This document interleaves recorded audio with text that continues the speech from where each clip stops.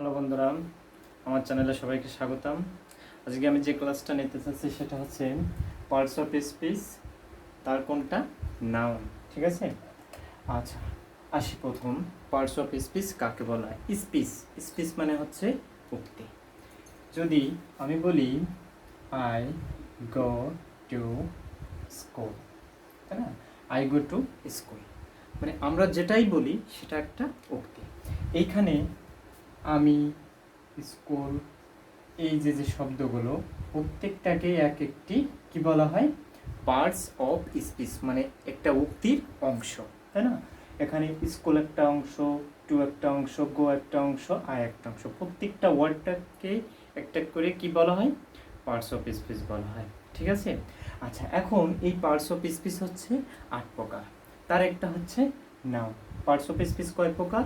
8 প্রকার। তার একটি পার্ট হচ্ছে নাউন। আমরা জানি noun, pronoun, verb, adverb, preposition, interjection, conjunction, তাই না?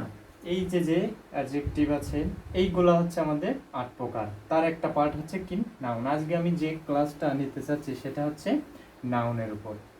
নাউনকে কিভাবে চিনব, নাউন কত প্রকার, তাকে কিভাবে আমরা সহজে জানতে পারি সেটার উপর ক্লাস নিচ্ছি। আচ্ছা, আসি তাহলে প্রথম নাউনের ডেফিনেশনটা আসি। Noun is a naming word, মানে কোনো কিছুর নামকেই কি বলা হয়? নাম। এটা আমরা সহজেই সবাই জানি, তাই না? Noun is a naming word. আচ্ছা, কোনো কিছুর নাম বোঝাইলে সেটা নাউন হবে। এখন এই নাউনকে দুইটা শ্রেণীতে ভাগ করা হয়, দুইটা ক্যাটাগরিতে।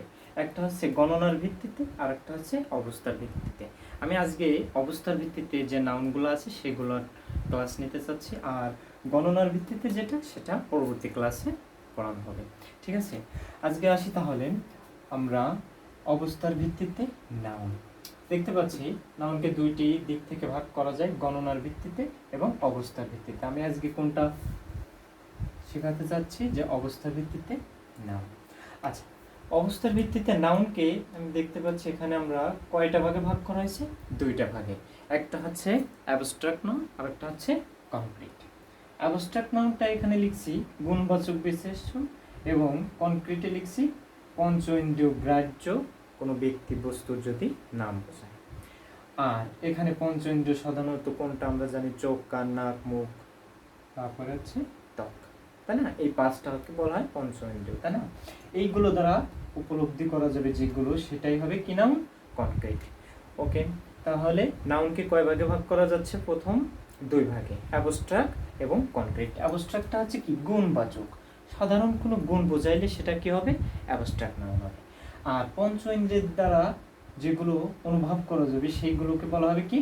Concrete noun. আচ্ছা, এখানে দেখতে পাচ্ছি আবার কনক্রিট নাউনকে আবার কয়টা পার্টে ভাগ করেছি? কনক্রিট নাউনকে 4টা ভাগে, প্রপার নাউন, কমন নাউন অথবা ক্লাস নাউন, কালেকটিভ নাউন, আর একটা হচ্ছে কি ম্যাটেরিয়াল অথবা মাস নাউন, তাই না? এই 4টা ভাগে কাকে ভাগ করছি? কনক্রিট নাউনকে। So in a nutshell we can say noun কয় প্রকার আলটিমেটলি? এই 4টা, আর তার সঙ্গে আছে কি? অ্যাবস্ট্রাক্ট। কনক্রিট মানেই এই 4টা, তাহলে 4টা আর একটা 5টা। অনেক বইয়ে বলা থাকে, লেখা আছে যে নাউন 5 প্রকার: abstract noun, proper noun, common noun, collective noun, material noun. ঠিক আছে, এই 5 ধরনের নাউন আলোচনা করা হয়। আচ্ছা, এখন আমরা তাহলে আসি প্রথম অ্যাবস্ট্রাক্ট নাউনে।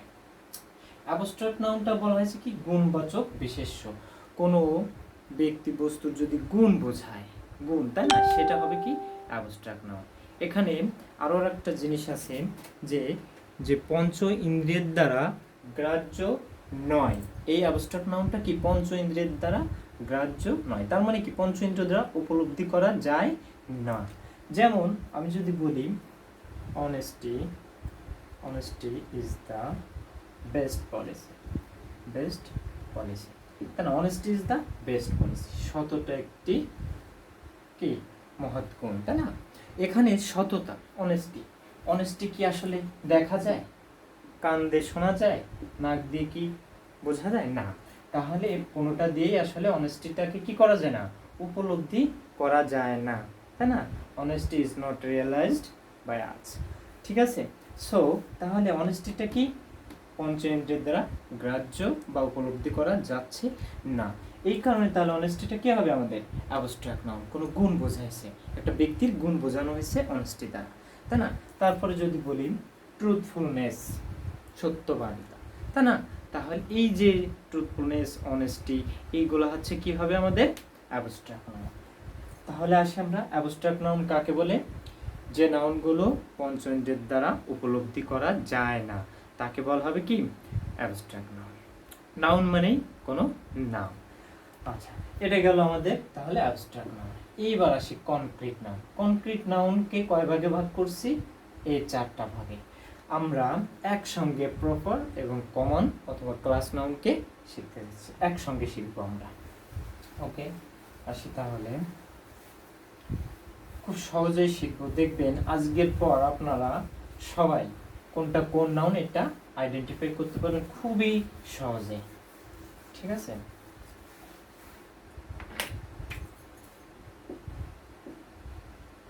প্রপার নাউন আর হচ্ছে কমন অথবা ক্লাস নাউন। এই ক্লাস নাউনটাও শিখতে হবে, ক্লাস নাউনটাও আমাদের মনে রাখতে হবে, কারণ অনেক সময় আসে যে কোনটি একটা কমন নাউন দেওয়া থাকবে, দিয়ে বলবে যে এটি কোন নাউন, কমন নাউন থাকবে না, কি থাকবে? ক্লাস নাউন থাকবে, তখন আমরা একটু কনফিউশনে পড়ে যাব, ঠিক আছে?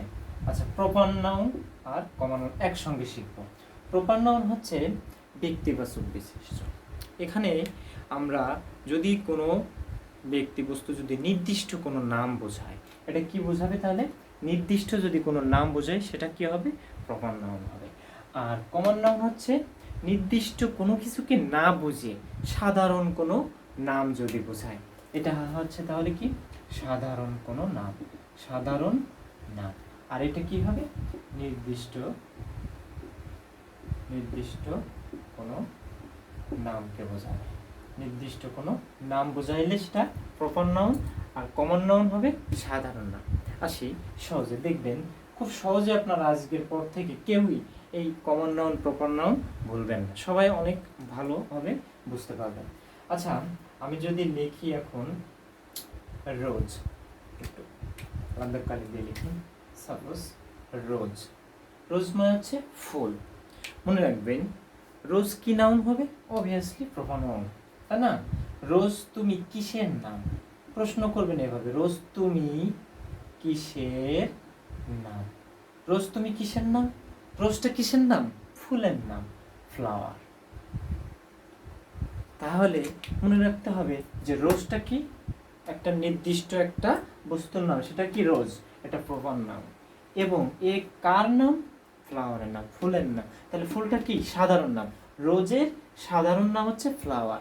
এই ফ্লাওয়ারের ভিতর নট অনলি রোজ, আরও আছে গোলাপ, জুই, বেলি, সবগুলো ফুলের নাম না? নির্দিষ্ট করে যখন বোঝাবে সেটা হবে প্রপার নাউন, আর যখন সাধারণ নাম হবে সেটা কি হবে? কমন নাউন, ঠিক আছে? আচ্ছা, এবার আসি, যদি লিখি আমি পদ্মা। পদ্মা তুমি কার নাম? পদ্মা তুমি কার নাম? রিভার, মানে নদীর নাম। তাহলে নদী কি হবে? নদী আমাদের কমন অথবা ক্লাস নাউন হবে। পদ্মা তুমি কার নাম? আপনার এইভাবে আইডেন্টিফাই করবেন কমন এবং প্রপার নাউনকে, ঠিক আছে? আচ্ছা, যদি আমি লিখি খুলনা, খুলনা, খুলনা যদি লিখি, তাহলে খুলনা তুমি কার নাম বা কিসের নাম? তাহলে কি পাচ্ছি আমরা?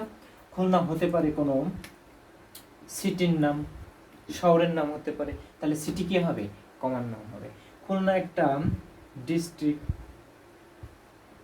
খুলনা একটা ডিস্ট্রিক্টের নাম হতে, খুলনা একটা প্লেসের নাম হতে পারে, তাই না? স্থান, খুলনা একটা ডিভিশনের নাম হতে পারে, তাই না? খুলনা একটা সিটি কর্পোরেশনের নাম হতে পারে, ঠিক আছে? City corporation. তাহলে কি দেখতে পাচ্ছি আমরা? বুঝতে পারছি আমরা কি আসলে এখন আইডেন্টিফাই করতে পারবো কোনটা কোন নাউন, প্রপার নাউন না কমন নাউন? খুলনা তুমি কার নাম? City, district, palace, division, city corporation, এইগুলোর নাম। তাহলে আমরা দেখতে পাচ্ছি প্রপার আর কমন কিভাবে আইডেন্টিফাই করব, তুমি কিসের নাম বা তুমি কার নাম দিয়ে, ঠিক আছে? আচ্ছা, যদি আমি লিখি মনে করেন রহিম, আর এই রহিম, রহিম কার নাম? রহিম একটা বালকের নাম হতে পারে, বয়। রহিম তুমি কার নাম? একটা বালকের নাম, তাই না? রহিম একজন মানুষের নাম হতে পারে না? একটা ম্যান, তাই না? রহিম একজন স্টুডেন্টের নাম হতে পারে না? স্টুডেন্ট, তাই না? রহিম একজন মেম্বারের নাম হতে পারে, একজন সদস্যের নাম হতে পারে। ঠিক আছে, তাহলে আমরা বুঝতে পারছি সবাই যে কিভাবে কমন এবং প্রপার নাউন আইডেন্টিফাই করব। ঠিক আছে, রহিম তুমি কার নাম? বালকের নাম, ম্যানের নাম, স্টুডেন্টের নাম, মেম্বারের নাম, তাই না? এইগুলো এইভাবে আপনারা কমন এবং প্রপার নাউনকে আইডেন্টিফাই করবেন। আশা করি সবাই বুঝতে পারছেন। ঠিক আছে, এখন এইগুলো ব্যবহারের কিছু নিয়ম আছে, নাউনকে ব্যবহারের কিছু নিয়ম আছে। মনে রাখবেন যে আমি যদি এইখানে যে পার্টস অফ স্পিচ লিখছি, পার্টস, বাক্যে ব্যবহারের ক্ষেত্রে কিছু নিয়ম আছে। Parts of speech, PWECH, parts of speech, তাই না? এখানে অফটা কি? এই পার্টস অফ স্পিচের যে 8টা প্রকার আছে তার ভিতরে একটা হচ্ছে প্রিপোজিশন, তাই না? প্রিপোজিশন, এই অফটা হচ্ছে প্রিপোজিশন। প্রিপোজিশনের পরে দেখেন স্পিচ আছে, স্পিচ একটা নাউন, আবার পার্টসটা এটাও একটা নাউন। তাহলে আমরা দেখতে পাচ্ছি যে প্রিপোজিশনের আগে বা পূর্বে দুটোই কি বসতে পারে? নাউন বসে। ঠিক আছে, প্রিপোজিশনের আগে পরে নাউন বসে, মনে রাখবেন। আচ্ছা, আরো একটু আইডেন্টিফাই করা শেখাবো।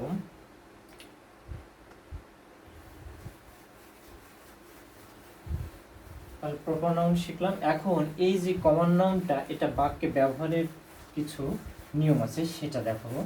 এটা হচ্ছে কমন নাউন ব্যবহারের নিয়ম।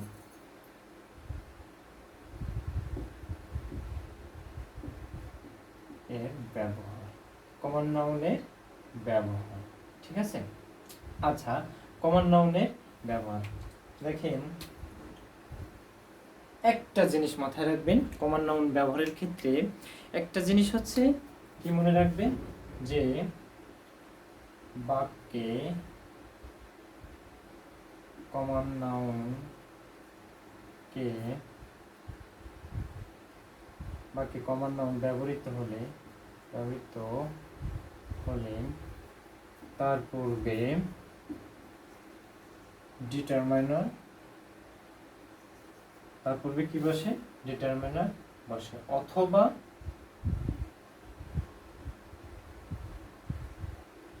কমন নাউনটি প্লুরাল হয়। সিঙ্গুলার এবং প্লুরাল, প্লুরাল মানে কি? বহু বচনে লিখতে হয়। দ্যাট মিন্স কমন নাউন বাক্যে যখন ব্যবহার করা হয় তার পূর্বে অবভিয়াসলি কি বসবে? আমাদের ডিটারমিনার বসবে, অথবা কি হবে? কমন নাউনটি প্লুরাল করতে হয়। আমরা কখনো দেখেন এরকম লিখি না যে বয় ইজ প্লেইং, এরকম কখনো লিখি না। আমরা সবসময় লিখি কি? এর পূর্বে ডিটারমাইনার বসবে। ডিটারমাইনার কি? একটু পরে দেখাচ্ছি। এর পূর্বে হয় এ আসবে অথবা দা লিখি।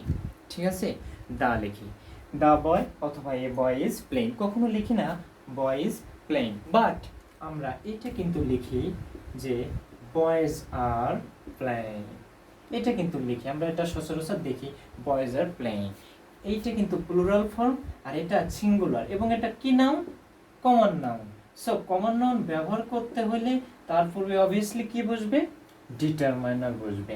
ঠিক আছে, আচ্ছা, এখন দেখি ডিটারমাইনার কি। ডিটারমাইনার কি? আমি যদি লিখি a boy, the boy, this boy, that boy, these boys, those boys, যদি লিখি some boys, যদি লিখি many boys, দেখেন এই যে বয় আমরা জানি কি নাউন? Common noun. এবং কমন নাউন দেখেন সিঙ্গুলার হইতে পারে, প্লুরালও হইতে পারে। তাহলে কমন নাউন সিঙ্গুলারও হয়, প্লুরালও হয়। ঠিক আছে, এই যে বয়ের পূর্বে লিখলাম a, the, this, that, this, those, many. এই যে নাউন, কমন নাউনের পূর্বে যে ওয়ার্ডগুলো আমরা ব্যবহার করছি, প্রত্যেকটাকেই কি বলা হয়? ডিটারমাইনার, ডিটারমাইনার মানে হচ্ছে নির্দেশক, ডিটারমাইনার মানে হচ্ছে কি নির্দেশক, নির্দেশক কাকে নির্দেশ করে? এই যে সাম, এ, the, this, that, those, many, সাম এগুলো কাকে নির্দেশ করছে? কমন নাউনকে। সো নাউনকে নির্দেশ করে যেটা সেটাকে কি বলা হয়? ডিটারমাইনার। নাউনকে নির্দেশ করে যেটা, যে ওয়ার্ডটা, তাকে বলা হয় ডিটারমাইনার। এবং আমরা অ্যাডজেক্টিভ ক্লাসে আমি দেখিয়েছিলাম যে নাউনকে যদি মডিফাই করে বা নির্দেশ করে তাকে কি বলা হয়? অ্যাডজেক্টিভ। সো এই যে যে ডিটারমিনারগুলো আছে সবগুলোই কোন পার্টস অফ স্পিচ হিসেবে কাজ করবে আমাদের? কোন পার্টস অফ স্পিচ হবে? অ্যাডজেক্টিভ। তাহলে কি শিখলাম? যে ডিটারমিনারগুলো কোন পার্টস অফ স্পিচ হিসেবে কাজ করবে? অ্যাডজেক্টিভ। ঠিক আছে? তাহলে নাউনকে নির্দেশক ওয়ার্ডটিকে কি বলা হয়? আমাদের ডিটারমিনার। আর ডিটারমিনার কি হিসাবে কাজ করবে? অ্যাডজেক্টিভ হিসাবে। এখানে এইগুলা সবগুলাই অ্যাডজেক্টিভ এবং ডিটারমিনার। ঠিক আছে? আচ্ছা, তাহলে 1 নম্বর কি শিখলাম আমরা? কমন নাউনকে ব্যবহার করতে গেলে সবসময় বাক্যে কমন নাউনের পূর্বে কি দিতে হবে? ডিটারমিনার দিতে হবে, অথবা এটাকে কি করতে হবে? প্লুরাল ফর্মে লিখতে হবে। প্লুরাল ফর্মে যখন লেখা হবে তখন তার পূর্বে ডিটারমিনার না দিলেও চলবে। ঠিক আছে? আচ্ছা, আমরা একটা উদাহরণে আসি।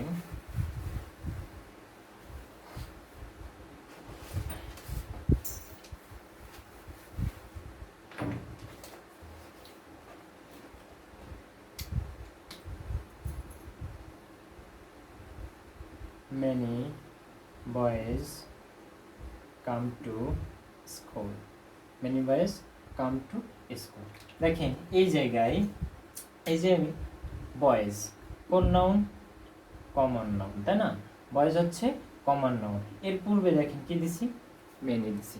তাহলে মেনিটা কি এখানে? ডিটারমাইনার। কি হিসাবে কাজ করবে? কোন পার্টস অফ স্পিচ হিসাবে কাজ করবে? অ্যাডজেক্টিভ হিসাবে। তাহলে কমন নাউনের পূর্বে কি থাকবে? আমাদের ডিটারমাইনার থাকবে। আচ্ছা, যদি এরকম লিখি, আরেকটা জিনিস মনে রাখবেন, decision, DECESION, decision, DECISION, decision, আরেকটা হচ্ছে সাজেশন। ডিসিশন, সাজেশন এটাও কি কমন নাউন? এই দুটো মনে রাখবেন, কমন নাউন, তাই না?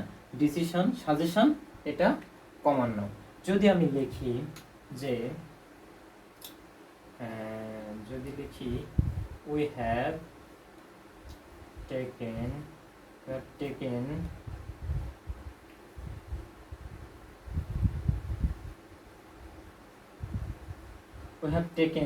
decision, বাক্যটা কি সঠিক হলো? দেখেন we have taken decision, আমরা সিদ্ধান্ত গ্রহণ করেছি। এখানে ডিসিশনটা হচ্ছে আমাদের কি নাউন? Common noun. ডিসিশনটা হচ্ছে আমাদের কমন নাউন। তাহলে কমন নাউন এইটা, যেহেতু বাক্যে কখনো কমন নাউনকে কি রাখা যাবে না? একা রাখা যাবে না। হয় একে এর পূর্বে ডিটারমিনার দিতে হবে, আদারওয়াইজ আমরা কি করব? এটাকে প্লুরাল ফরম্যাটে লিখব। তাহলে এখানে কি আমি প্লুরাল করছি? ডিসিশনস এস লিখেছি? না। তাহলে সেটা একটা ভুল। তার আগে কোনো ডিটারমিনার নেই, সেটা একটা ভুল। যে কোনো একটা লিখতে পারি। তাহলে we have taken a decision লিখতে পারি, দ্য ডিসিশন লিখতে পারি, দিস ডিসিশন লিখতে পারি, দ্যাট ডিসিশন লিখতে পারি। ঠিক আছে? তাহলে এর পূর্বে ডিটারমিনার দিতে, we have taken a decision, আমরা একটা সিদ্ধান্ত গ্রহণ করেছি। অথবা আমি যদি লিখতাম যে we have taken CISI decisions, তাহলে কিন্তু এটা আবার সঠিক ছিল। কারণ কি এখানে কি করছি? প্লুরাল ফর্মে লিখছি। এস দিলে কি হলো? এটা প্লুরাল করছি। সাজেশন যদি বলি, ঠিক আছে? হ্যাঁ, we have gained suggestion from our school, suggestions S দিতে হবে, অথবা এর আগে একটা ডিটারমিনার ব্যবহার করতে হবে। তাহলে কমন নাউনের ব্যবহারটা আমরা শিখলাম। শুধু জাস্ট এই একটা জিনিস মনে রাখতে হবে যে কমন নাউনকে কখনো একা রাখা যাবে না। বাক্যে ব্যবহার করতে হলে কি দিতে হবে আমাদের? অবভিয়াসলি ডিটারমিনার ব্যবহার করতে হবে এর পূর্বে, অথবা এটাকে কি করতে হবে? প্লুরাল ফর্মে লিখতে হবে। আরেকটা জিনিস দেখাই, দেখেন আমরা লিখি Corin, K-A-R-I-N, Corin is playing, really Y-I-N, playing, but boy is playing, এটা কিন্তু বয় ইজ প্লেইং, এইটা কিন্তু আমরা ঠিক লিখি না, কিন্তু করিম ইজ প্লেইং এটা ঠিক আছে, কারণ করিমটা কোন noun? Karim is a proper noun. Proper noun যেহেতু এর পূর্বে কোনো ডিটারমিনার বসে না, এটা প্লুরাল হচ্ছে না, তাহলে এটা ঠিক আছে। কিন্তু বয় ইজ প্লেইং, বয়টা কি কমন নাউন, সো বয়টা বিং কমন নাউন, এইটা কমন নাউন হওয়ার কারণে এর পূর্বে অবভিয়াসলি কোনো ডিটারমিনার ব্যবহার করতে হবে, অথবা এখানে একটা এস জুড়ে প্লুরাল করতে হবে, তাহলে ঠিক ছিল। তখন যেহেতু প্লুরাল করলে কি হয়ে গেল, সাবজেক্টটা একের অধিক হলো, ভার্বটা তখন কি হবে? প্লুরাল ফর্মেট ভার্ব হবে আর উই আর প্লেইং। অথবা বয়েজ না দিয়ে যদি আমি ইজ লিখি তাহলে কি দিতে হবে? এ বয় অথবা দ্য বয় ইজ প্লেইং হবে। ঠিক আছে, এই কমন নাউনের এই কয়েকটা জিনিস মাথায় রাখলেই হবে। তাহলে আমরা কি শিখলাম? প্রপার নাউন এবং কমন নাউন শিখে ফেললাম। তারপরে যেটা ছিল সেটা হচ্ছে কালেকটিভ নাউন। কালেকটিভ নাউন, দেখেন কালেকটিভ নাউন মানে কালেকটিভ দিয়ে কি বুঝি? সমষ্টি। তাহলে যে নাউনগুলো কোনো সমষ্টি বোঝাবে, তার মানে যদি কোনো সমষ্টিগত নাম বোঝায় তাহলে সেটা কি নাউন হবে? সমষ্টি বুঝাইলে সমষ্টিগত, কেমন লিখলাম? সমষ্টিগত কোনো নামকে বোঝায়, সমষ্টিগত কোনো নামকে বোঝায়। কালেকটিভ নাউন তাহলে কি হবে? সমষ্টিগত কোনো নামকে বোঝাইলে সেটা হবে কালেকটিভ নাউন। আচ্ছা, এবার দেখেন কিছু কালেকটিভ নাউন মনে রাখতে হবে, একটু মুখস্থ রাখতে হবে। আপনাদের মাস্টার বইয়ে একটা ছক দেওয়া আছে কালেকটিভ নাউনের, অনেকগুলো একসঙ্গে, যেগুলো ম্যাক্সিমাম আসে পরীক্ষায়। আমরা যারা পরীক্ষা দিতে চাই তাদের জন্য ওইগুলো মুখস্থ রাখলেই হবে। তারপরও আমরা কিছু আইডেন্টিফাই করব, কিছু রুল শিখব। সমষ্টিগত কোনো নামকে বোঝাইলে সেটা কালেকটিভ নাউন হবে। দেখেন কালেকটিভ নাউন হচ্ছে কার সমষ্টি? কমন নাউন, তাই না? যেমন আমি যদি বলি টিম, TEAM, টিম, টিমটা কি? কতগুলো বালকের সমষ্টি হতে পারে বা কতগুলো প্লেয়ারের সমষ্টি হতে পারে, তাই না? তাহলে এটা কি? টিমটা কালেকটিভ নাউন, একটা সমষ্টি বোঝাচ্ছে। যদি বলি আর্মি, আর্মি হচ্ছে সৈনিকদের সমষ্টি, তাই না? তাহলে আর্মি, টিম, অডিয়েন্স, শ্রোতা মণ্ডলী, এগুলো কি সমষ্টিগত নাম বোঝায়, এইগুলোকে কি বলা হবে? আমাদের কালেকটিভ নাউন। আচ্ছা আসি এই কালেকটিভ নাউনের ব্যবহার। আমাদের কালেকটিভ নাউনের ব্যবহারের জন্য যেটা শিখতে হবে, ব্যবহার। কালেকটিভ নাউন ব্যবহারের জন্য জাস্ট দুইটা জিনিস মনে রাখলেই হবে। দুইটা জিনিস কালেকটিভ নাউন ব্যবহারের ক্ষেত্রে দুইটা রুল মনে রাখলেই হবে। একটা হচ্ছে যে কালেকটিভ নাউনের জন্য ব্যবহৃত, কালেকটিভ নাউনের জন্য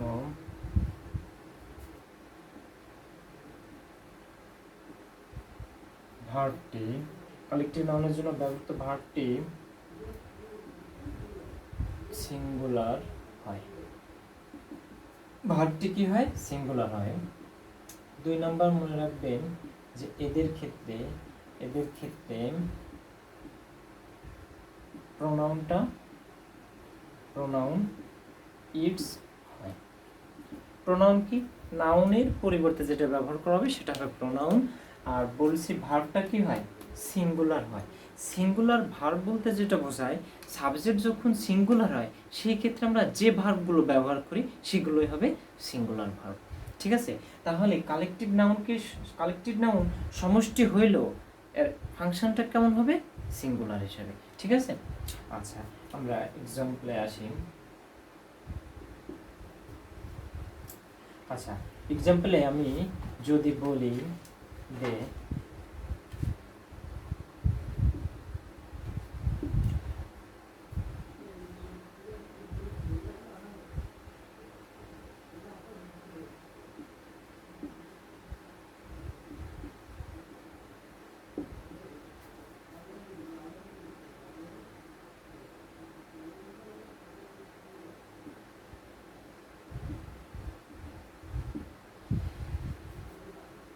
দেখেন লিখছি, আর একটু এর সঙ্গে আর একটু অ্যাড করে দিই, যেহেতু প্রোনাউন ব্যবহার করতে চাইছি।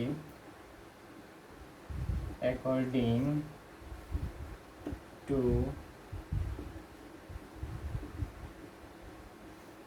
এটা একটু নিচে লিখি।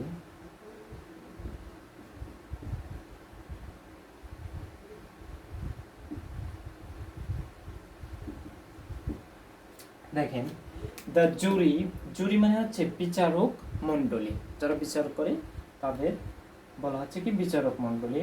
এই বিচারক মণ্ডলীদেরকে যে সেন্টেন্সটা লিখছি আমি, the jury dash a decision according to dash opinion.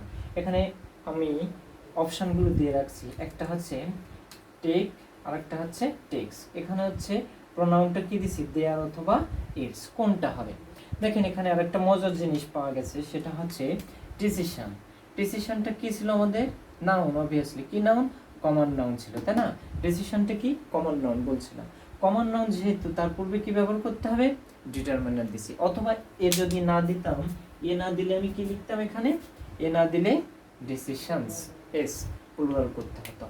ওকে আসি, দ্য জুরি এখানে বলছে কি যে দুইটা রোল, জাস্ট দুইটা, কি কালেকটিভ নাউন ব্যবহারের জন্য ভার্বটা কি হবে, সিঙ্গুলার হবে, আর একটা হচ্ছে কি এদের ব্যবহৃত প্রোনাউনটা প্রোনাউন ইটস হয়।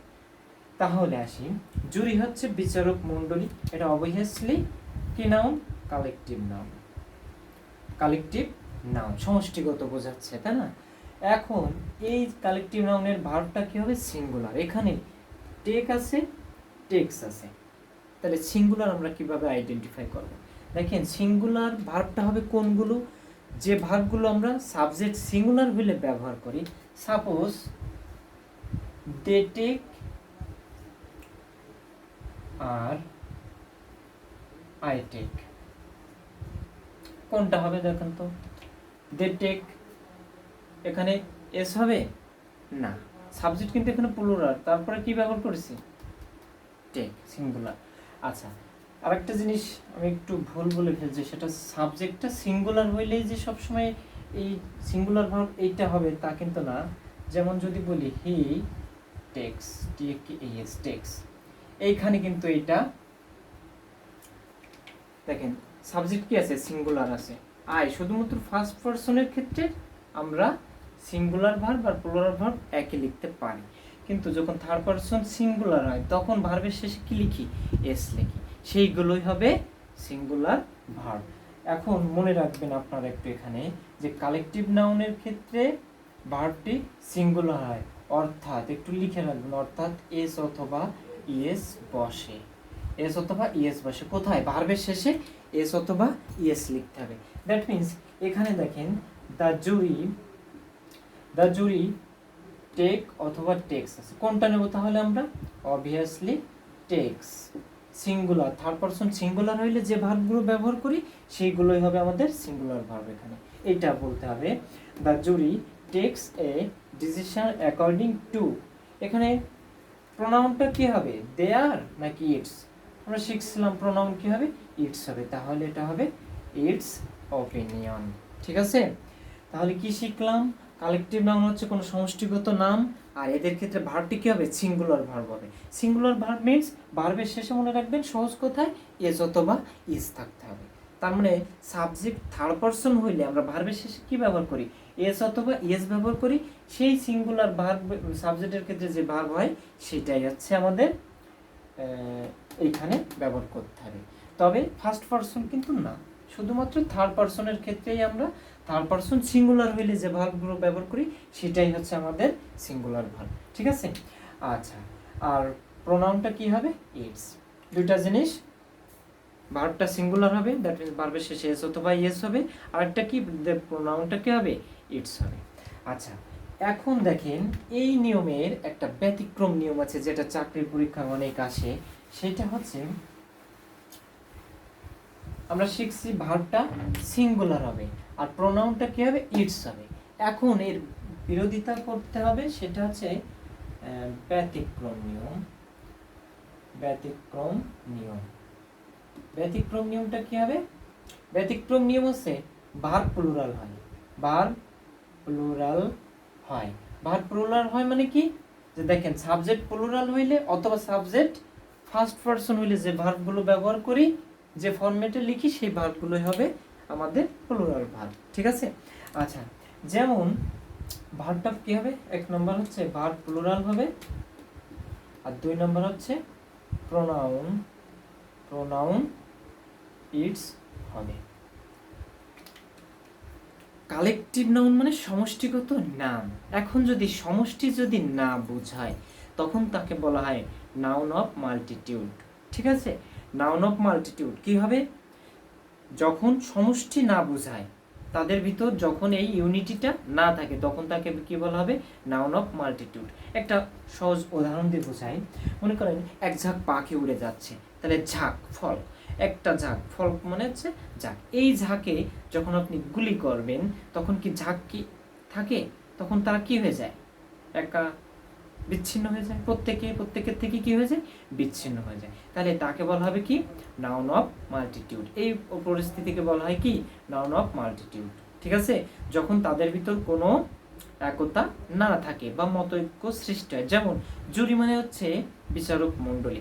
এখন জুরিরা যখন একজন আরেকজনের বিরুদ্ধে কথা বলে, তখন তাদের ভিতর কি থাকলো না, ইউনিটি থাকলো না, তখন বিচারক মণ্ডলী হয়ে গেল, তখন তারা সেপারেট হয়ে যাচ্ছেন।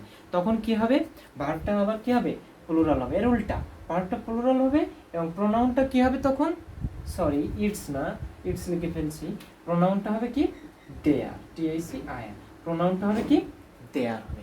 ঠিক আছে? আচ্ছা, এখন এই নাউন অফ মাল্টিটিউড কিভাবে চিনবেন, সেন্টেন্সে থাকবে বলা বা উল্লেখ করা থাকবে কি, দে আর ডিভাইডেড ইনটু, তারা বিভক্ত হয়ে গেলেন, দে আর ডিভাইডেড ইনটু, অথবা এগেইনস্ট ইচ আদার। ঠিক আছে? কি থাকবে, ডিভাইডেড, ডিভাইডেড ইনটু, দে ডিভাইডেড ইনটু, অথবা কি থাকবে, against, is আলাদা। ঠিক আছে? সেন্টেন্সে উল্লেখ থাকবে দে আর ডিভাইডেড ইনটু, দে আর ডিভাইডেড ইনটু, এখানে আর দেয়নি, দে আর ডিভাইডেড ইনটু, অথবা কি, এগেইনস্ট ইজ আদার। এরকম মানে তারা বিভক্ত হয়ে গেল আর একে অন্যের বিরুদ্ধে চলে গেল, এরকম বোঝাবে। তাহলে তখন তাকে বলা হবে noun of multitude. Noun of multitude, noun of multitude কাকে বলা হয়, যখন এই কালেকটিভ নাউনটা সমষ্টি না বোঝায়। ঠিক আছে? এই পরিস্থিতিকে বলা হবে নাউন অফ মাল্টিটিউড। যেমন যদি বলি, একটা এক্সাম্পল দিই তাহলে ভালো বুঝবেন। মনে করেন দ্য জুরি, যে the jury is oblique or divided into subject there,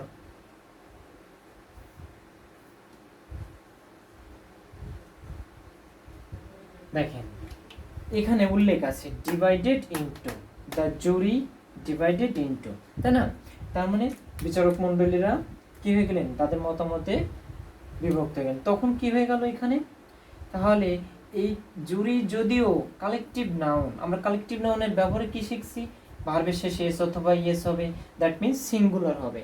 তাহলে সিঙ্গুলার হওয়া মানে কি, এখানে is singular verb, singular verb, তাহলে সিঙ্গুলার ভার্বের ক্ষেত্রে ইজ হবে। তাহলে এখানে কিন্তু কি আছে, যেহেতু এদের সমষ্টি বোঝাচ্ছে না, এরা কি হয়ে গেল, ডিসপার্ট হয়ে যাচ্ছে, একজন আরেকজনের মতের বিরুদ্ধে চলে যাচ্ছে, এগেইনস্ট, ডিভাইডেড হয়ে যাচ্ছে। এই কারণে এখানে ভার্বটা তখন কি হয়ে যাবে, সিঙ্গুলার না হয়ে প্লুরাল হবে। আর প্রোনাউন ছিল কি আমাদের রুলে, যে ইটস ব্যবহৃত হবে, কিন্তু যেহেতু এই কালেকটিভ নাউনটা ভাগ হয়ে যাচ্ছে, এই কারণে কি হবে, প্লুরাল মানে প্রোনাউনটা দেয়ার হবে। এইটা হচ্ছে কালেকটিভ নাউনের ব্যতিক্রমধর্মী নিয়মটা, কালেকটিভ নাউনের ব্যবহারে। ঠিক আছে? তাহলে কি শিখলাম, কালেকটিভ নাউন, কালেকটিভ নাউন যদি বাক্যে ব্যবহৃত হয়, ভার্বটা অবভিয়াসলি কি হবে, সিঙ্গুলার হবে। সিঙ্গুলার হওয়া মানে সিঙ্গুলার ভার্ব, বি ভার্ব কোনটা আছে, ইজ আছে, আর পাস্ট টেন্সে ওয়াজ আছে, আর বাকি সব ভার্বের শেষে কি দিতে হবে, এস অথবা ইয়েস হবে, এটাই হবে সিঙ্গুলার ভার্ব। আচ্ছা, আর এদের প্রোনাউনটা কি হবে, ইটস হবে। ক্লিয়ার? কালেকটিভ নাউন বুঝাইলে ভার্ব সিঙ্গুলার আর হচ্ছে প্রোনাউন ইটস হবে। কখন এটা ব্যতিক্রম নিয়ম প্রকাশ করবে, কখন, যখন এই কালেকটিভ নাউনটা সমষ্টি না থেকে এরা কি হয়ে যাবে, ডিভাইডেড হয়ে যাবে বা একে অন্যের বিরুদ্ধে চলে যাবে। ঠিক আছে? তখন কি হবে, উল্টা, ভার্বটা প্লুরাল হবে আর প্রোনাউনটা দেয়ার হবে। ঠিক আছে? আচ্ছা, এবার আসি কালেকটিভের পর আমাদের ছিল ম্যাটেরিয়াল নাউন।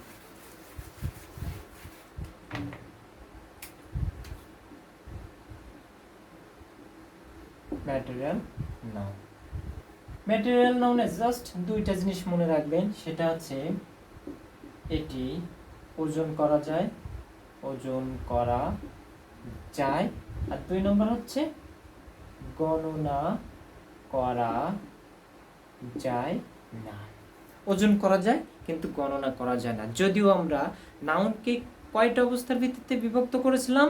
গণনার ভিত্তিতে 1 নম্বর, আর 2 নম্বর ছিল অবস্থার ভিত্তিতে। আমরা পড়তেছি কোনটা?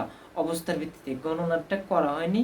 পরবর্তী ক্লাসে আমি অবভিয়াসলি গণনার ভিত্তিতে নাউনের প্রকারভেদগুলো দেখাবো। সেটা হচ্ছে কয় ধরনের? 2 ধরনের, কাউন্ট নাউন আর নন কাউন্ট, মানে গণনা করার যোগ্য আর গণনযোগ্য নয়। ঠিক আছে? আচ্ছা, তাহলে গণনা করা যায় না, ওজন করা যায়। আমি যদি একটা এক্সাম্পল লিখি, দেখেন, যদি লিখি সুগার, সুগার, তাই না? চিনি, চিনি কি আমরা ওজন করতে পারি না? চিনি ওজন করতে পারি, কিন্তু গণনা করতে পারি? চিনি কি গণনা করা যায়? না। তারপরে যদি লিখি ওয়াটার, ওয়াটার ওজন করা যায় কিন্তু গণনা করা যায় না। আচ্ছা, এরপরে যদি বলি আমি মাটন, খাসির মাংস, খাসির মাংস ওজন করা যায় কিন্তু মাংস কি গণনা করা যায়? না। তাহলে ম্যাটেরিয়াল নাউন কি হবে? এটি ওজন করা যায় আর গণনা করা যায় না, সেগুলোই হবে আমাদের ম্যাটেরিয়াল নাউন। ওকে, নাউন তাহলে আমরা 5টা নাউন শিখছি। কনক্রিট নাউন ছিল কোনগুলা? 4টা, proper noun, common noun, collective noun আর ম্যাটেরিয়াল নাউন, এই 4টা। তার সঙ্গে আরেকটা শিখছিলাম কি? অ্যাবস্ট্রাক্ট নাউন, তাই না? অ্যাবস্ট্রাক্ট নাউন ছিল ইন্দ্রিয়গ্রাহ্য নয়, আর এইগুলো হচ্ছে ইন্দ্রিয়গ্রাহ্য ছিল আমাদের কনক্রিট নাউন। আচ্ছা, আমরা মোটামুটি ভালো বুঝছি। এখন আমি একটা এক্সাম্পল দেখাবো, যদি আপনারা বুঝে থাকেন তাহলে প্লিজ লাইক, কমেন্ট, শেয়ার করে আমাকে একটু জানাবেন। আর এইটা লিখবেন, মনে করেন যদি লিখি আমি ফুল পছন্দ, আমি ফুল পছন্দ করি, এটা একটা ট্রান্সলেশন দিচ্ছি, একটা ট্রান্সলেশন লিখলাম, আমি ফুল পছন্দ করি। অপশন দিচ্ছি আমি, দেখেন, যদি অপশন দিই I like flower, I like flowers, I like a flower, I like a flower, I like the flowers. দেখেন এখানে একটু ABCD লিখলাম যে আমি ফুল পছন্দ করি। তাহলে এখানে দেখেন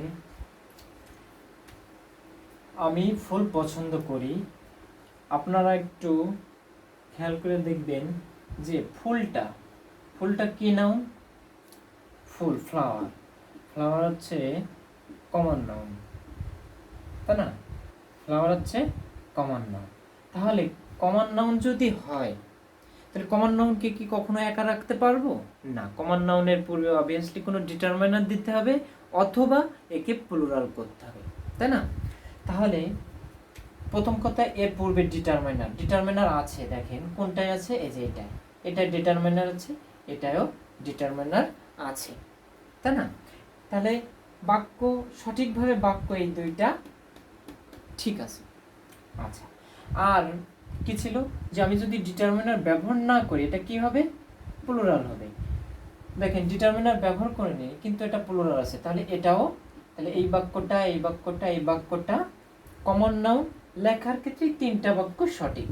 1 নম্বরটা ভুল লিখছি, আই লাইক ফ্লাওয়ার হবে না, হয় ফ্লাওয়ার্স হবে অথবা এর পূর্বে ডিটারমিনার হওয়া কথা ছিল, তাহলে 1 নম্বরটা ক্রস গেল। 2 নম্বরে দেখি, এখানে ডিটারমিনার ব্যবহার করিনি এবং কি দিছি? একটা এস দিছি, আমি আই লাইক ফ্লাওয়ার্স, আমি ফুল পছন্দ করি। আমি কি এখানে বলছি একটি ফুল পছন্দ করি, বা আমি নির্দিষ্ট করে বলছি এই ফুলটা পছন্দ করি? না। তাহলে দেখেন বি নাম্বারটাই সঠিক। এখানে কিন্তু একটি আছে, এর পূর্বে একটা ব্যবহার করছি যেটা ভুল। তাহলে সঠিক উত্তর আমাদের কোনটা? B, I like flowers. Okay. আচ্ছা, আমি আর একটা জিনিস দেখাই। প্রপার নাউন কমন নাউন যেহেতু শিখছেন আপনারা, এখন আর একটা উদাহরণ দেখাতে চাচ্ছি। মনে করেন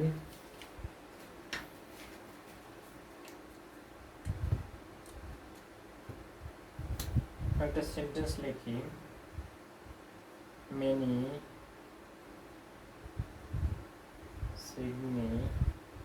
significant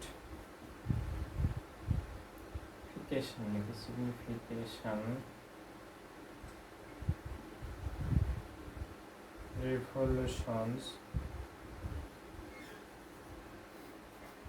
of our country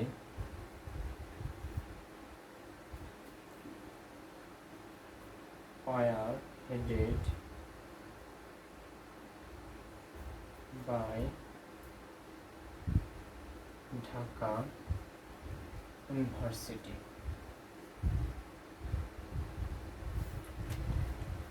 দেন ঢাকাটা কি ছিল আমাদের? ঢাকা ছিল আমাদের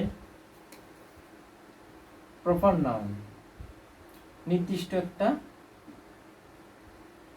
স্থানের নাম। নির্দিষ্ট স্থানের নাম বুঝাইলে সেটা কি হবে? প্রপার নাউন ছিল, তাই না? এই ক্ষেত্রে বলেন তো এই ঢাকাটা কি হিসাবে ব্যবহার করেছে? আপনার অপশনে থাকলো এ প্রপার নাউন, বি থাকলো অ্যাডজেক্টিভ, সি থাকলো অ্যাডভার্ব, ই থাকলো নান অফ দেম। এখানে খেয়াল করেন, many signification revolutions of our country were headed by Dhaka university. আমরা শিখছিলাম নাউনকে যদি মডিফাই করে তাহলে সেটা কি হবে? নাউনকে মডিফাই করলে সেটা অ্যাডজেক্টিভ হবে। আমি আগের ক্লাসে অ্যাডজেক্টিভ দেখিয়েছিলাম। তাহলে ইউনিভার্সিটি, কোন ইউনিভার্সিটি? ঢাকা। এটা নির্দিষ্ট নাম বোঝাচ্ছে, কিন্তু সেটা কাকে মডিফাই করতেছে? একটা নাউনকে। ঠিক আছে, তাহলে এটা কি হবে? এখানে অ্যাডজেক্টিভ হবে। এখানে কিন্তু নাউন বললে ভুল হবে। ঢাকা ইউনিভার্সিটি, কোন ইউনিভার্সিটি? ঢাকা। কোন দিয়ে প্রশ্ন করলে যে উত্তর পাওয়া যায় সেটা অ্যাডজেক্টিভকে নির্দেশ করবে, মনে রাখবেন। আর নাউনকে হচ্ছে কি, কি দিয়ে। যেমন যদি লিখি আমি honesty is the best policy, POLICY, honesty is the best policy, দুইটাই আমি দাগ দিলাম। দেখেন অনেস্টিও নাউন হবে, পলিসিও নাউন হবে। নাউনকে আইডেন্টিফাই করার জন্য আমি যেটা দেখাচ্ছি, honesty is the best policy। ঠিক আছে, এখানে অনেস্টিটা কি, পলিসিটা বাই কি, আপনারা মনে রাখবেন। কি দিয়ে প্রশ্ন করলে যদি উত্তর পান বা অর্থের সামঞ্জস্যপূর্ণ উত্তর যদি পান সেটা কি হবে? নাউন হবে। অথবা সেখানে যদি ইট রিপ্লেসমেন্ট করলে যদি বাক্যের অর্থ সামঞ্জস্যপূর্ণ থাকে সেটাও নাউন হবে। যেমন এই অনেস্টির জায়গায় যদি আপনি ইট বসান, it is the best policy, বাক্যের অর্থ সামঞ্জস্যপূর্ণ থাকছে, সো অনেস্টিটা কি হবে? অবভিয়াসলি নাউন হবে। এখন কোন নাউন হবে সেটা আপনি এই যে 5 প্রকারের নাউন দেখানো হলো সেটা আইডেন্টিফাই করতে পারবেন এখন আশা করি। আচ্ছা, পলিসি কিন্তু এখানে এটাও নাউন। তাহলে কি একটা মহৎ গুণ? অনেস্টি। আবার মহৎ গুণ কোনটি? অনেস্টি। ঠিক আছে, তাহলে কি বা কোনটি দিয়ে প্রশ্ন করলে উত্তর পেলে সেটা কি হবে? আমাদের নাউন হবে। আবার ইট দ্বারা রিপ্লেসমেন্ট করলেও সেটা কি হবে? নাউন হবে, মনে রাখবেন। আবার অবজেক্ট হিসাবে কি ব্যবহৃত হতে পারে? অবজেক্ট হিসাবে নাউন ব্যবহৃত হতে পারে। ওকে গাইস, আজকের ক্লাস আমি এই পর্যন্ত সমাপ্ত করছি। আপনারা সবাই একটু বেশি বেশি লাইক কমেন্ট শেয়ার করবেন। একটা ভিডিও তৈরি করতে গেলে অনেক পরিশ্রম হয়, আপনারা যদি এগুলো না করেন তাহলে আসলে ক্লাসের প্রতি কোনো ইন্টারেস্ট থাকবে না। সবাই ভালো থাকবেন, সুস্থ থাকবেন। আজকের ক্লাস এ পর্যন্তই।